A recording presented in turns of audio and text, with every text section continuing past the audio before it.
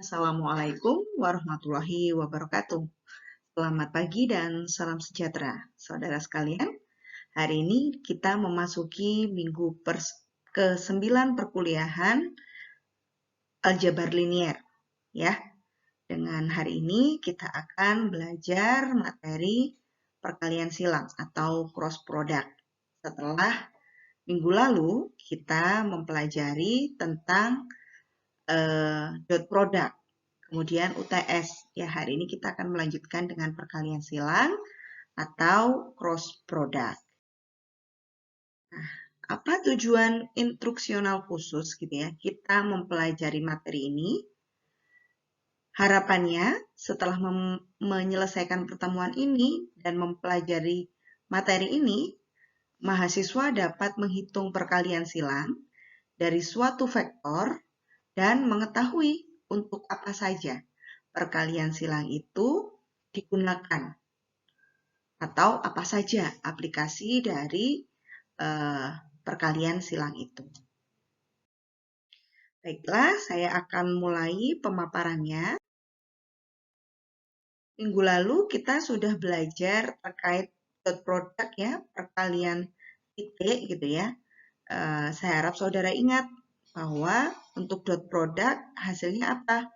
Skalar gitu ya. Nah, sekarang kita lihat apa yang terjadi ketika kita melakukan perkalian silang. Apakah hasilnya juga skalar juga, atau hasilnya juga malah vektor. Kita akan bahas hari ini.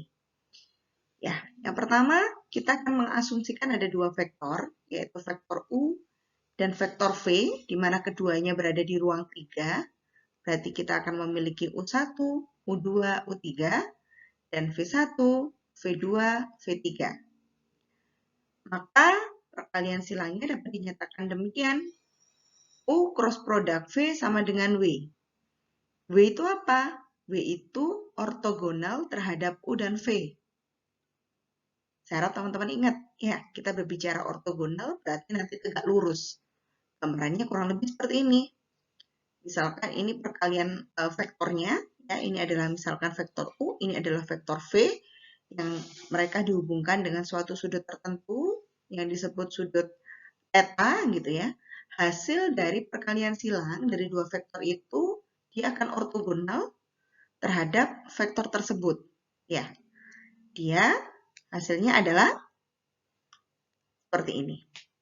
Ya, arahnya seperti apa? Nanti kita akan menggunakan kaidah tangan. Saya akan membahas nanti di belakang.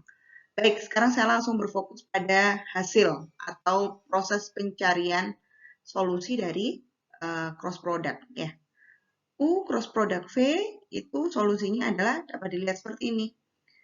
Kita nanti akan ketemu hasilnya berarti kan W1, W2, dan W3. Ya, ini adalah komponen dari matriks W. Rumusnya apa? Untuk W1 ya kita akan menemukan komponen apa ini namanya? Determinan gitu ya. Determinan dari matriks yang tidak ada U1 dan V1-nya pada posisi W1. Jadi U2, U3, V2, V3. Bagaimana menghitungnya? Kaidah senyum, gitu ya. Rumus dari senyum. Terus kemudian untuk posisi W2, kita nanti tidak akan menemukan U2 dan V2. Tapi ada minus di depan determinan.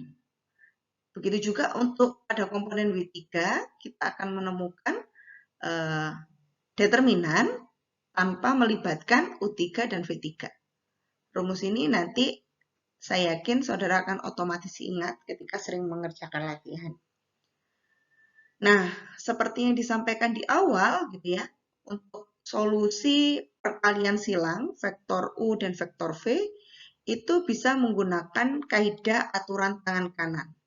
Untuk apa, Bu? Untuk arah dari solusinya.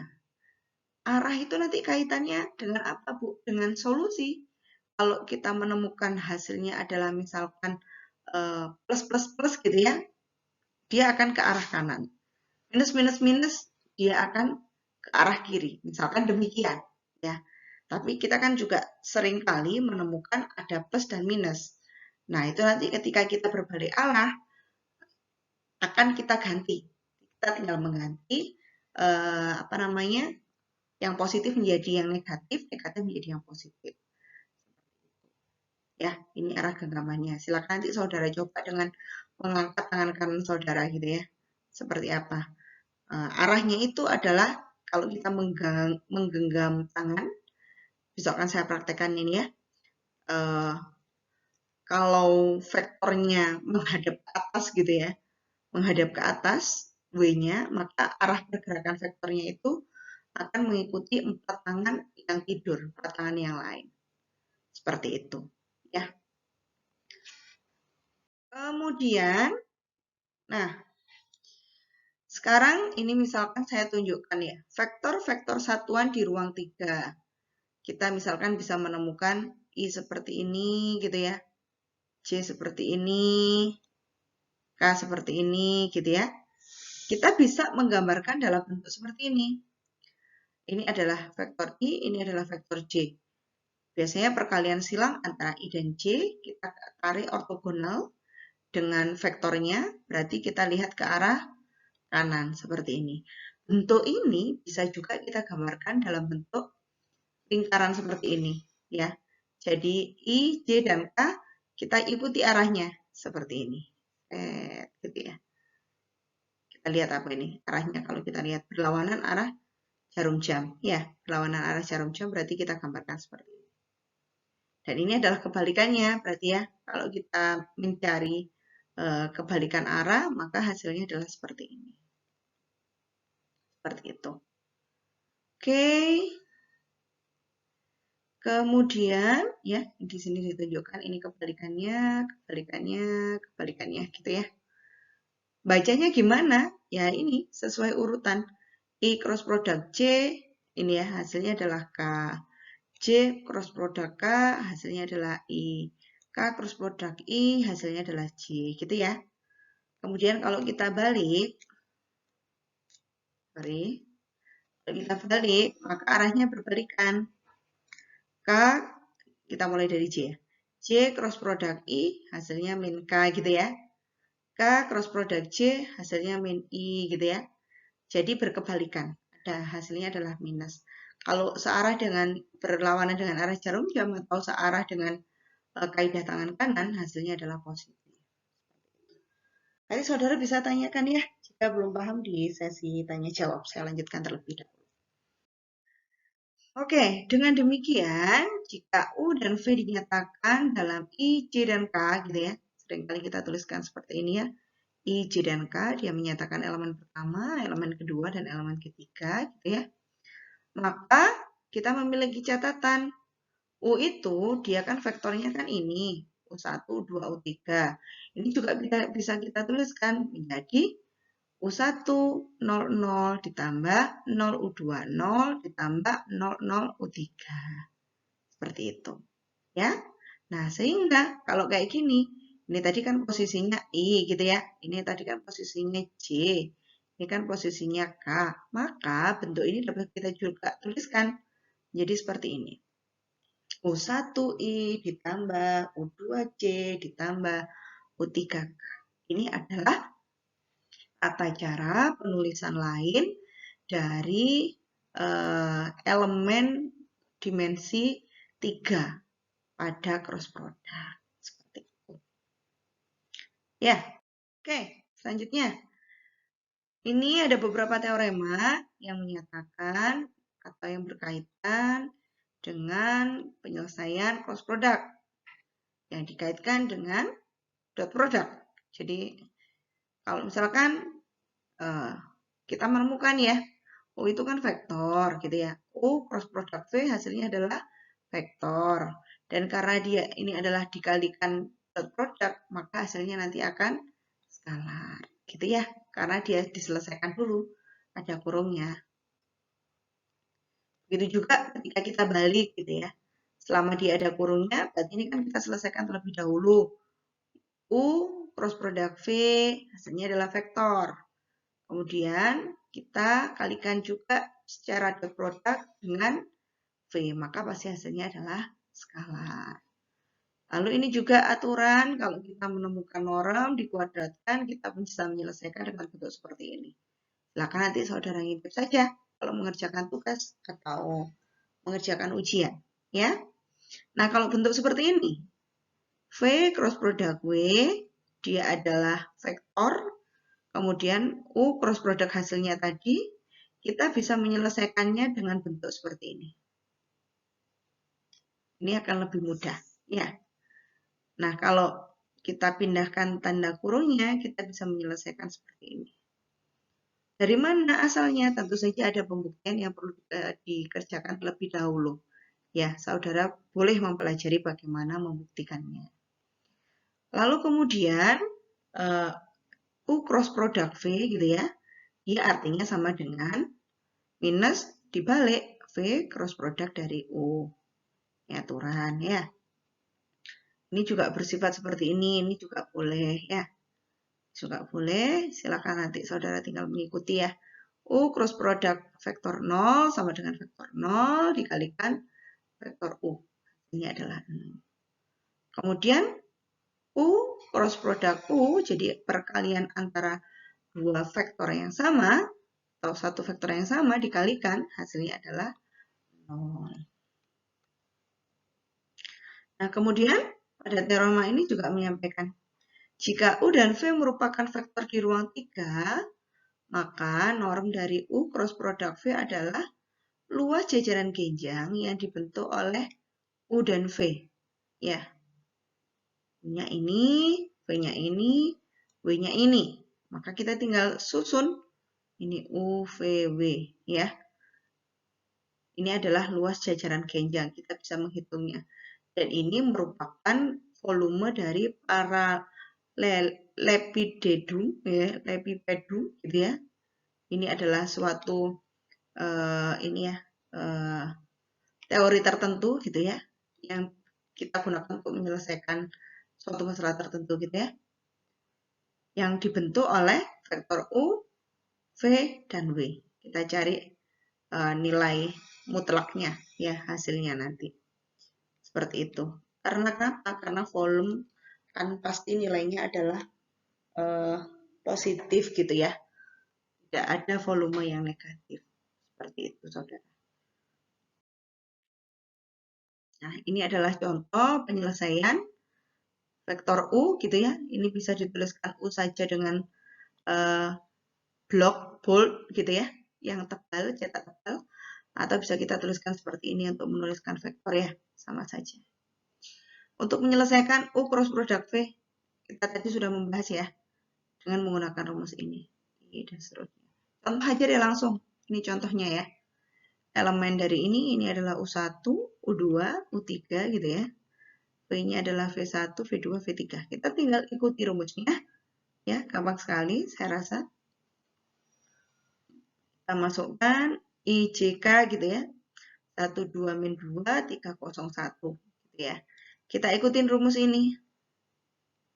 Kita tuliskan satu persatu. Misalkan U2-nya adalah 2 gitu ya. U3-nya adalah min 2, 0, 1. Kalau kita determinankan berapa?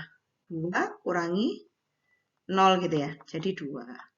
Sehingga ini adalah 2i. Terus kemudian yang ini U1 kita hitung coba 1 min 2 3 1 gitu ya. Pakai rumus new 1 dikurang min 6 berarti tambah 6 gitu ya.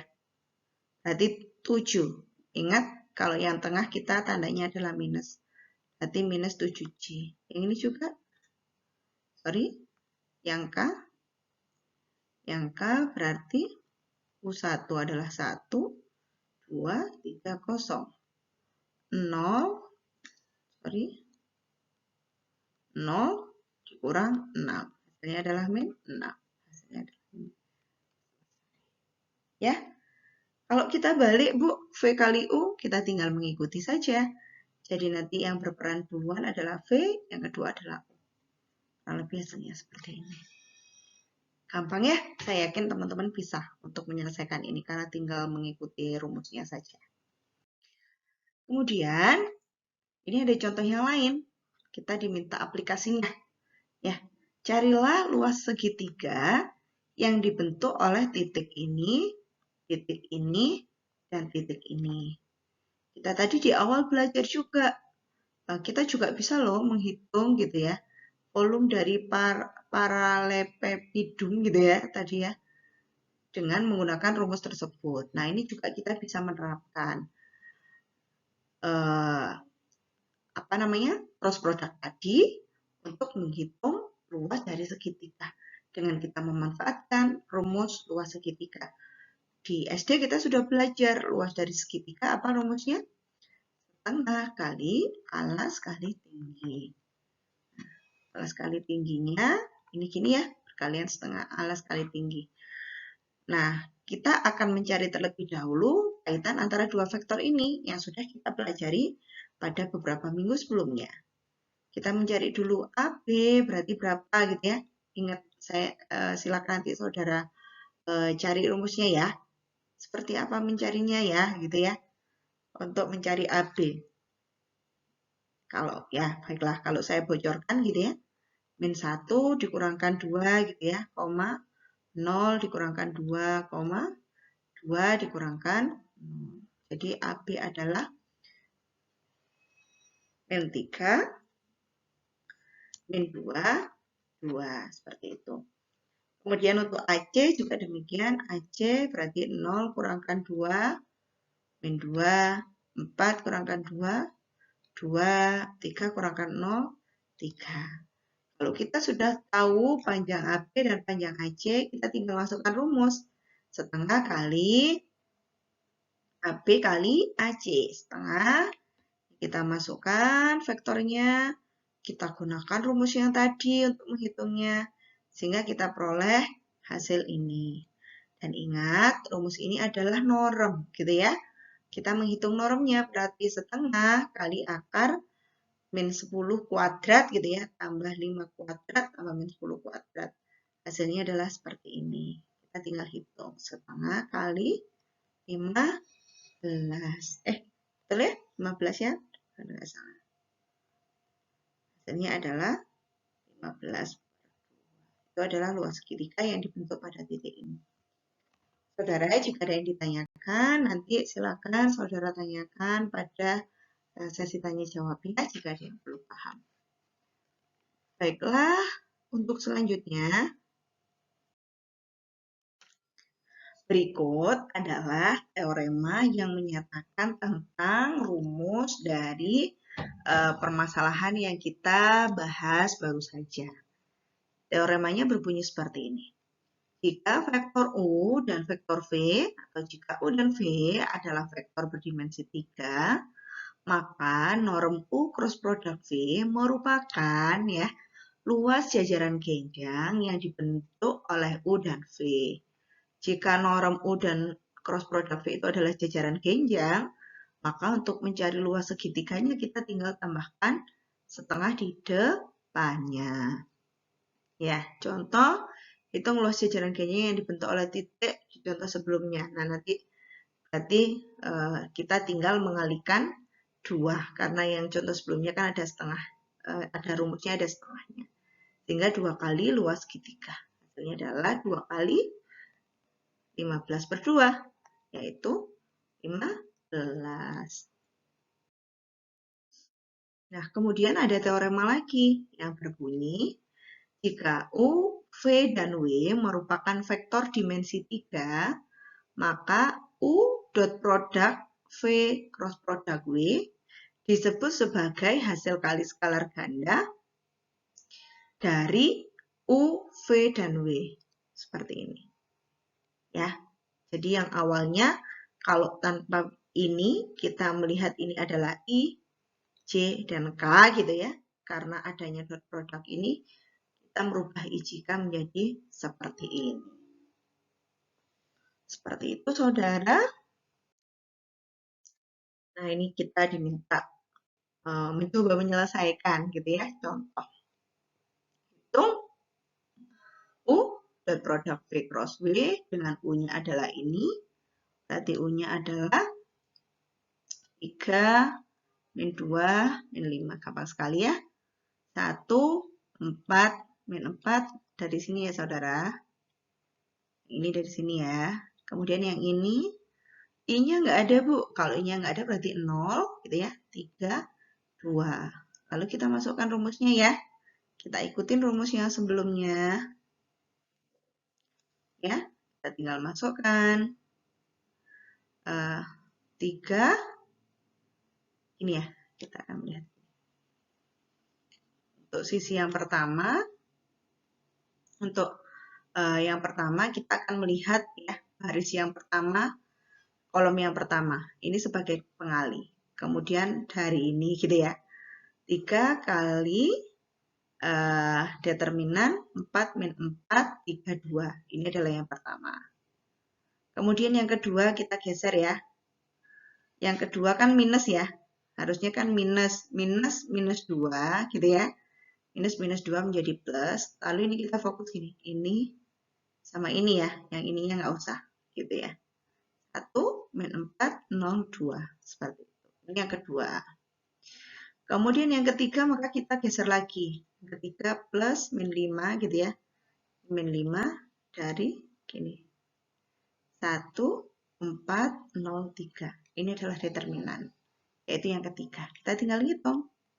3 kali rumus senyum. Berapa? 8 dikurang min 12. Berarti ada 20. Ditambah 2 kali 2 dikurangkan 2 dikurangkan 0. 2 dikurang 5 kalikan berapa? 3 gitu ya. Dikalikan 0, 3. Berarti berapa? 60 ditambah 4 dikurangkan 15. Sama dengan 49. Seperti itu saudara. Saya rasa masih mudah ya untuk menyelesaikannya. Jika ada yang belum paham, silakan ditanyakan pada sesi tanya jawab. Nah, kemudian akhirnya muncullah sebuah teorema yang berkaitan dengan pembahasan tadi. Bunyinya seperti apa? Seperti ini. Jika U, V, dan W merupakan vektor dimensi 3 yang mempunyai titik pangkal yang sama, maka ketiganya terletak pada bidang yang sama jika dan hanya jika hasil perkaliannya adalah 0. Ya. Jadi ketiga matriks ini akan mempunyai titik pangkal yang sama atau ketiganya berada pada bidang yang sama jika hasil ini sama dengan 0. Seperti itu, saudara. Kemudian ini adalah contoh menyelesaikannya. Contoh ya. Tentukan apakah A, B, C terletak pada bidang yang sama jika diposisikan sedemikian hingga titik pangkalnya saling berhimpitan. A-nya ini, B-nya ini, C-nya ini. Maka kita nanti akan mencoba menghitung apakah hasil dari cross produknya yang U dot gitu ya. Berarti A dot B. C apakah hasilnya 0 gitu ya. Jika hasilnya 0, maka dia akan berada pada titik yang sama. Ya, nanti mungkin ini akan kita bahas waktu sesi tanya jawab ya. Atau mau sekarang juga boleh ya. Kita tinggal mudahkan ya, ini tinggal memasukkan A dot B kali C gitu ya. Sama dengan gitu ya. 5 min 2, 1, min 4, min 1, 1, 1, min 1, 0. Gitu ya. Kita tinggal selesaikan. Nah.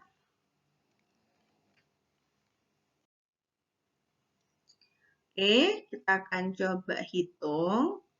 Berarti kita mulai ini ya. 5 kali berapa?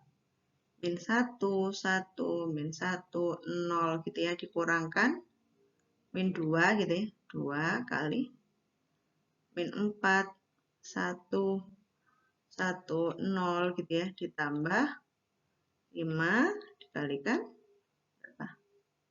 Sorry kok 5. 1 ya. Ini 3 ya. 1 dikalikan min 4, min 1, 1, min 1 gitu ya. Kita akan selesaikan sama dengan 5 dikalikan 0 kali min 1, 0 dikurangkan min 1 berarti 1 ya. Tambah 2 kalikan 0 dikurangkan 1, min 1. Terus kemudian tambah 1 dikalikan 4 dikurangi 1. Berarti 4 dikurangi min 1, 5 ya. Berarti dia sama dengan berapa? 5 tambah 5 tak kurangi 2. Coba kita cek lagi ya. 5 betul ya. 0 dikurangi min 1, 1. 2 dikurangi 0 min 1 ini betul. 1 dikurangkan 4 min 1 ya. Ini bukan 0 ya. Ya, intinya dia tidak sama dengan 0. Kalau tidak sama dengan 0 berarti ketiganya tidak berada pada bidang yang sama. Seperti itu. Contoh yang kedua. Hitung luas segitiga dan jajaran genjang pada bangun yang dibentuk dari vektor tersebut. Kita tinggal mengikuti rumusnya tadi ya. Tadi kita akan mencari AB terlebih dahulu. Panjangnya berapa? Langsung aja ya. 1 dikurangkan 3. Min 2 gitu ya. Min 1 kurangkan 0. Min 1. 1 kurangkan 1. 0 ini AB. Kemudian BC.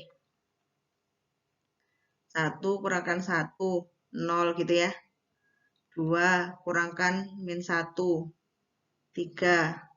0 dikurangkan 1. Min 1. Oke, kita akan cari cross product dari AB kali BC. Wes ini saudara selesaikan. Kita sudah memberikan. Itu adalah luas jajaran genjang. Kalau luas segitiga, berarti kita tinggal menambahkan setengah di depannya. Oke? Harap teman-teman bisa menyelesaikannya. Ya? Oke. Nah, selanjutnya kita akan berfokus pada bagaimana mencari hubungan garis dan bidang pada ruang 3. Ya. Yang pertama, pada bidang datar, kita bisa mencari persamaan normal dari suatu titik atau point normal form. Kita ingat bahwa bagaimana tentang vektor normal itu selalu bersifat ortogonal dengan vektor yang dicari gitu ya. Ini sangat relate dengan hubungannya dengan cross product tadi, bahwa saat kita mencari cross product dari vektor U dan V gitu ya, solusinya adalah W, di mana dia itu adalah ortogonal terhadap dua vektor tersebut. Seperti itu. Maka vektor normal itu juga demikian. Misalkan di sini kita memiliki titik P0, di mana elemennya seperti ini, dan titik P yang elemennya seperti ini terletak pada bidang alfa. Vektor normal yang terdiri dari ABC, karena dia di bidang 3, dia akan ortogonal terhadap bidang alfa tadi. Ya, sangat relate ya. Maka pertama kita akan mencari dulu vektor P0 dan P gitu ya. Dengan rumus seperti ini, yang tadi sudah kita bahas. Karena N adalah ortogonal terhadap bidang alfa, di mana bidang alfa tadi meliputi titik P0 dan P gitu ya, vektor P0 dan P, maka N itu juga ortogonal terhadap vektor P0P. Ya, sehingga N dot product P0P hasilnya adalah 0. Dan ketika kita ditanya bidang datar A tadi persamaannya kayak gimana, kita bisa melibatkan titik P dan titik P0 untuk mendapatkannya. A kali X min X0 ditambah B kali Y min Y0 ditambah C kali Z min Z0. Di mana A, B, C ini merupakan komponen dari vektor normal, sedangkan X dan X0 ini komponen dari titik yang vektor yang ortogonal dengan N tadi, ya, P0 dan P. Seperti itu. Kemudian, pada bidang datar, tadi kita kan juga belajar persamaan normal titik, itu kan bentuknya seperti ini ya. Kita bisa menyederhanakan juga menjadi bentuk seperti ini. AX plus BY plus JZ sama dengan ini, tinggal digeser aja ya, dikalikan digeser. Bentuk ini kita bisa memisalkan sebagai D, sehingga bidang datar alfa tadi dapat dinyatakan dengan persamaan seperti ini. Gitu, saudara. Kemudian, sekarang untuk mencari bentuk vektor persamaan bidang datar. Ya. Dalam persamaan normal, titik P dan P0, mereka itu adalah dianggap sebagai titik gitu ya. Jika R yang merupakan vektor OP dan R0 merupakan vektor OP0 ya, yang kita pelajari di awal terkait bagaimana menghitung vektornya gitu ya, maka vektor P0P itu dapat kita cari dengan menggunakan rumus ini. Ya, O adalah titik awal koordinat kartesius. Kita sudah pelajari ini, saya rasa teman-teman udah paham. Nah, sehingga ketika kita tuliskan seperti ini titik P, ini titik P0, ini adalah O-nya ya, yang merupakan awal dari koordinat kartesius. Tadi kita tahu bahwa O ke P itu adalah R, O ke P0 itu adalah R0, maka untuk mencari P0 ke P, kita bisa menggunakan rumus seperti ini. Ya.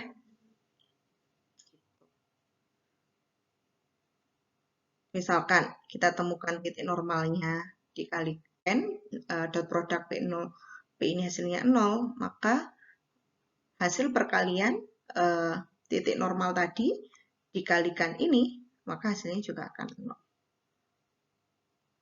Gitu. Karena ini adalah sama dengan seperti ini ya. Saudara. Lalu kita juga bisa mencari nih persamaan garis lurus di ruang 3. Ya, misalkan kita menemukan seperti ini. Ini vektor P0 di sini, vektor P di sini, dan ini adalah vektor V gitu ya. Bentuk parametrik persamaan garis lurus pada vektor P0P, dia akan sejajar dengan vektor V. Nah, ini nanti P0P ini bisa kita cari dengan rumus seperti ini. Tadi kita sudah pelajari berkali-kali.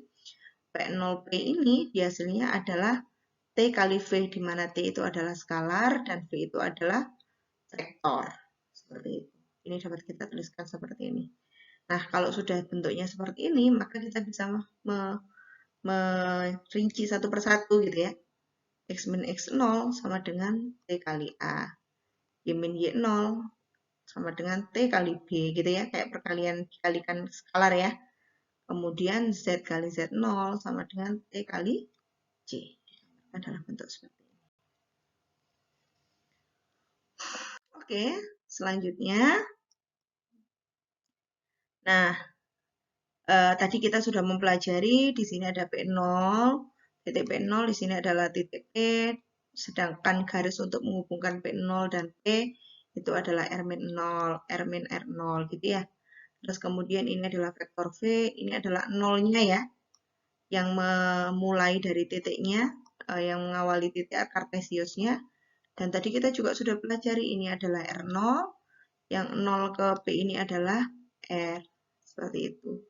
Sehingga di sini kita tulis bahwa oh ternyata R0 dan R itu sejajar ya dengan V ya, sejajar dengan V.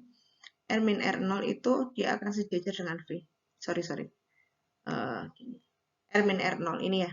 Ini dia akan sejajar dengan V ini. Artinya apa kalau sejajar? Berarti R min R0 itu sama dengan ada perkalian suatu skalar T dikalikan dengan V. Ya, sehingga rumus ini bisa dapat dituliskan R sama dengan R0 ditambahkan T dikalikan V. Ini adalah bentuk vektoris garis lurus. Ini apa sih Bu? Rumus. Ya, nanti kalau teman-teman menyelesaikan bisa menggunakan rumus-rumus yang sudah dijelaskan oleh Bu Puji tadi. Nah, dan ini yang sering kita gunakan akhirnya. Bagaimana sih kita mencari jarak dari sebuah titik gitu ya. Misalkan ke bidang datar tertentu. Misalkan seperti ini adalah bidangnya, ini adalah titiknya, seperti itu ya. Ini adalah vektor normalnya. Kita bisa mencari nilai D ini ya dengan menggunakan rumus ini. Proj N, Q, proj ini projection ya, atau proyeksi ya. kita 2 minggu lalu sudah belajar terkait itu. Proyeksi Q kali P0, di mana rumusnya adalah seperti ini. Dari mana ini Bu? 2 minggu yang lalu kita sudah mempelajari ya, saya rasa. Kita akan mencari vektor Q dan P0, kita hitung dengan rumus yang sebelumnya. Kemudian kita kalikan dengan vektor normal, hasilnya dibagi dengan norm dari vektor normal. Oke, seperti itu. Dan kita tadi juga sudah belajar untuk persamaan bidang kita bisa menggunakan rumus ini. Di mana D-nya adalah sesuatu gitu ya, ada kelanjutannya. Nah, singkatnya, ketika kita diminta mencari jarak dari titik ke bidang datar, ya titiknya misalkan ini, bidangnya itu adalah ini, kita tinggal menggunakan rumus ini. Ya, A kali dan seterusnya. Seperti itu, saudara. Atau kita juga bisa menghitung seperti ini. Jarak dari titik ke bidang datar gitu ya. Ini misalkan titik gitu ya. Kita diminta hubungan jaraknya ke bidang datar itu ke sini gitu ya. Kita bisa menggunakan juga ya, D, distance. Sama dengan ini tinggal ngikutin aja saudara. Ya, tinggal ngikutin aja. Dimana ini plus D. Nah, di sini diingatkan kembali ya. Dimana D-nya itu adalah bentuk seperti ini. Jadi kita menghitung lagi. Yang ininya gampang kayaknya. Norm N-nya adalah A kuadrat plus B kuadrat. Kenapa kok normnya cuma digunakan A plus B, C-nya nggak digunakan gitu ya? Karena kita akan menghitung pada bidang datar, di mana bidang datar itu hanya 2 dimensi. Jadi C-nya nggak katut. C-nya itu yang berdirinya. Seperti itu saudara, jadi inti dari pembicaraan kita di antara rumus-rumus, mungkin yang akan banyak keluar itu yang ini salah satunya. Bagaimana kita mencari jarak dari sebuah titik ke bidang datar. Namun, tidak menutup kemungkinan ketika teman-teman akan melakukan penelitian atau skripsi atau tugas besar lainnya, pemaparan-pemaparan yang Bu Puji sampaikan di awal tadi terkait hubungan-hubungan suatu vektor dengan bidang datar nanti perlu saudara gunakan dalam penyelesaiannya. Seperti itu. Jadi, dapat kita simpulkan bagaimana menghitung jarak antara dua bidang datar yang sejajar, misalkan ya. Ada dua bidang datar, ada bidang datar gitu ya. Misalkan bidang datar yang saya tulis ini, dia akan sejajar. Bagaimana mencarinya gitu ya. Misalkan ini adalah alfa, ini adalah beta. Yang pertama kita akan menentukan sebuah titik T di bidang A. Misalkan ini di bidang AT gitu ya. Kemudian kita akan mencari titik T tersebut ke bidang datar ini. Maka kita bisa menggunakan rumus di slide sebelumnya, yaitu rumus titik rumus antara titik dan sebuah bidang datar. Ya, artinya rumus titik dan bidang datar itu juga bisa kita manfaatkan untuk mencari jarak antara dua bidang datar. Seperti itu. Ya, seperti itu. Jika ada yang belum paham, nanti silakan saudara tanyakan pada sesi tanya jawab. Saya rasa cukup pemaparan saya hari ini. Mudah-mudahan bermanfaat ya. Silakan dipelajari dan dicatat apa yang sekiranya belum bisa dipahami. Gitu. Pemaparan hari ini akan saya tutup dengan kalimat motivasi. Kalimat motivasi yang sama mungkin ya. Saya akan mengulang-ulang supaya motivasi ini melekat pada pikiran saudara. Dari Aristoteles bahwa akar dari pendidikan itu pahit. Ya, kita berupaya menguatkan akar dengan perjuangan yang cukup keras gitu ya. Tapi buahnya itu adalah selalu manis. Jadi ketika kita bisa mempertahankan akar tersebut tetap berdiri dan membawa pohon tersebut ibaratnya ya tumbuh dengan besar dan berbuah, kita akan bisa memetik buahnya itu dengan manis seperti itu. Maka saudara sekalian jangan pernah menyerah dalam berjuang gitu ya, karena lelahmu memperjuangkan masa depanmu itu nanti tidak akan lebih lelah gitu ya daripada kalian lelah yang tidak memperjuangkan masa depan gitu ya. Jadi lebih baik kita lelah untuk memperjuangkan daripada kita lelah ketika sudah tua nanti, karena kita tidak bisa mengulangi kembali bagaimana mengukir masa depan yang lebih gemilang. Seperti itu, saudara. Selamat menjalankan ibadah puasa, selamat menyambut Idul Fitri. Sampaikan salam hormat saya kepada kedua orang tua kalian di rumah. Saya akhiri. Assalamualaikum warahmatullahi wabarakatuh. Terima kasih.